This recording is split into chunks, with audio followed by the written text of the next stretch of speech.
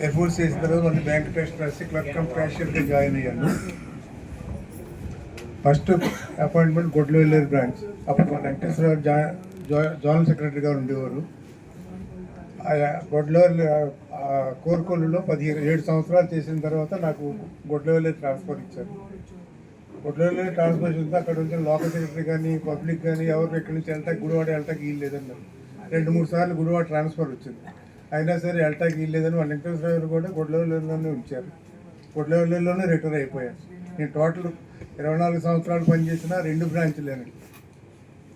నాకు నేను 15 సంవత్సరాలు ఎయిర్ ఫోర్స్లో చేసిన చాలా కాలం గడిచినట్టు అనిపించింది. కానీ 24 సంవత్సరాలు చాలా ఫాస్ట్గా గడిచిపోయింది. ఇంకేంటి the association they have given to me. నాకు ఏ ప్రాబ్లం ఉన్నా ముఖ్యంగా వెంకటేశ్వర గారిని ఫోన్ చేసి అడిగేవాడు, సార్ నాకు ఇలాగ ఇబ్బంది ఉంటే ఆయన ఇమీడియట్గా దాని మీద యాక్షన్ తీసుకొని నాకు ఏ కావాలని ఆయన చేసి పెట్టారండి. ఈ పెద్ద సంస్థలో నాకు స్థానం కనిపిస్తుంది. మీ అందరికీ నా ధన్యవాదాలు.